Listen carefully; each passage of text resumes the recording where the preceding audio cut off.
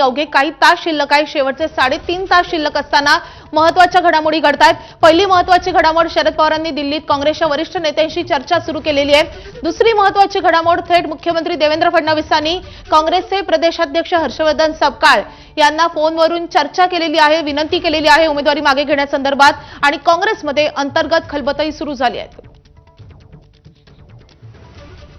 तर काँग्रेसचे वरिष्ठ नेते विजय वडेट्टीवार सध्या बोलतात, आपण थेट जाऊयात।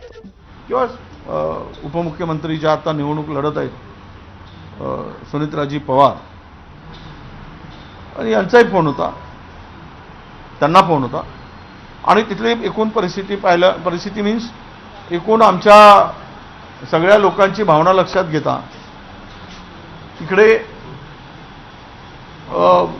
निवडणुकीमधून या निवडणुकीमध्ये पुढे जाणं हे थांबवावं अशा प्रकारची भावना, भूमिका दिसली। त्यामुळे आमच्या सगळ्या लोकांचं एकमत झालं। आज श्रेष्ठींशी बोलून दुपारपर्यंत फॉर्म होईल त्यांच्या परवानगी असं मला आज बोलून घेत आहेत, प्रदेशाध्यक्ष बोलतायत, कदाचित मलाही फोन येईल, विचारणा होईल आणि त्यांच्या कानावरती गोष्ट टाकूनच आम्हाला हा निर्णय घ्यावा लागेल। म्हणजे भाऊ, राज्यातल्या सर्वच काँग्रेस नेत्यांची अशी इच्छा आहे की ही निवडणूक बिनविरोध व्हावी, काँग्रेसने या निवडणुकीत लढावू नये असं सगळ्यांचं मत आहे। नाही बघा, आमचं मत म्हणण्यापेक्षा आम्हाला त्यांनी वारंवार विनंती केली। खरं तर यापूर्वी निवडणुका झाल्या आहेत, हे काही भारतीय जनता पक्षाने काही पाळलं नाही। अनपोज निवडणुकीचं साठी ज्या ठिकाणी कुटुंब एखाद्या सिटिंग MLAची MP ची ज्यावेळेस देत होते त्यावेळेस आपण त्यांच्या कुटुंबियाकडे फार भावनेने बघतो, वेगळ्या भावनेने, आणि त्यामुळं त्या निवडणुका अनपोज व्हाव्यात अशा साधारणच्या भावना आहेत। पण नांदेडमध्ये असेल किंवा पंढरपूरमध्ये असेल, अनेक ठिकाणी त्या ठिकाणी या निवडणुका म्हणजे बिनविरोध झालेल्या नाही। त्यामुळे याही वेळेस आमची अशी भावना होती की तर पळता परंपरा किंवा पाळतच नसतील कोणी, जे काय आपण एकमेकाला घेऊन समजून त्यावेळेस दुःखामध्ये एकमेकाला जी मानवतेची, माणुसकीची एक भावना असते, भूमिका असते, भावनिक त्यामध्ये नातं म्हणजे जोपासलं जातं, पण ते होताना दिसलं नाही। म्हणून आम्ही फॉर्म भरला होता।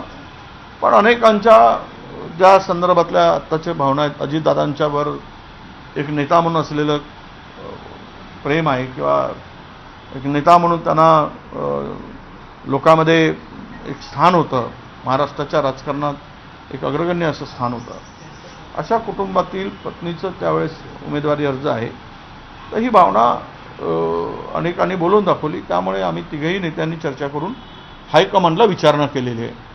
हायकमांडचा आदेश आला की तो प्रक्रिया आज पूर्ण होईल असं मला वाटतं। पण हायकमांड या बाबतीत सकारात्मक राहील का भाऊ? आता ते मला सांगता येणार नाही। आम्ही विचारूनच हा निर्णय घेणार आहोत।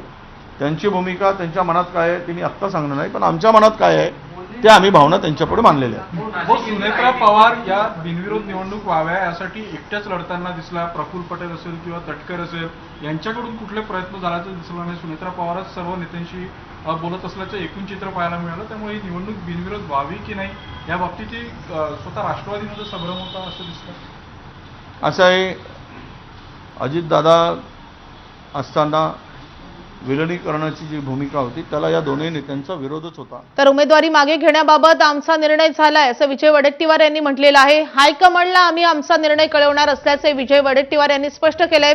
त्यामुळे आता काँग्रेसची खलबत झालेली आहे आणि त्यामध्ये हा निर्णय झालेला आहे की बारामती पोटनिवडणुकीतून काँग्रेस माघार घेणार आहे। अर्थात या संदर्भात आता हायकमांडला आम्ही लवकरच कळवणार असल्याचे विजय वडेट्टीवार यांनी म्हटलंय।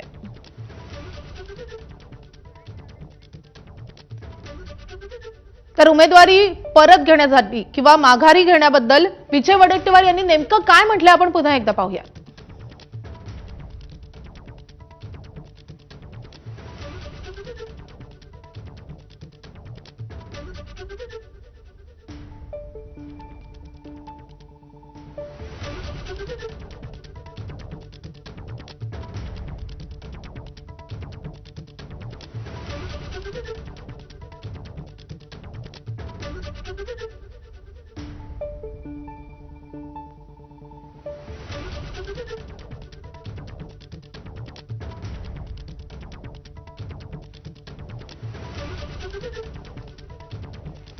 तर उमेदवारीतून उमेदवार मागे घेण्याबाबत आता निर्णय झाल्याचं विजय वडेट्टीवार यांनी म्हटलेलं आहे.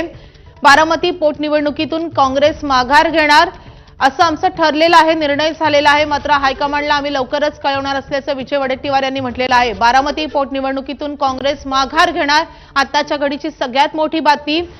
सर्व स्तरातून आता मोठे प्रयत्न करण्यात आले होते. शेवटचे 3.5 तास शिल्लक राहिले असताना मुख्यमंत्र्यांनी थेट पक्षश्रेष्ठींना फोन केलेला आहे, प्रदेशाध्यक्षांना फोन केलाय. शरद पवार हे काँग्रेसच्या वरिष्ठ नेत्यांशी दिल्लीमध्ये बातचीत करत होते आणि इकडे काँग्रेसची खलबत सुरू होती आणि त्यानंतर हा निर्णय झाल्याचं समजतंय. विजय वडेट्टीवार यांनी म्हटलेलं आहे की उमेदवार मागे घेण्याचा आमचा निर्णय झालेला आहे, आम्ही हायकमांडला कळवणार आहोत. वडेट्टीवार नेमकं काय म्हणालेत आपण पुन्हा एकदा पाहूया.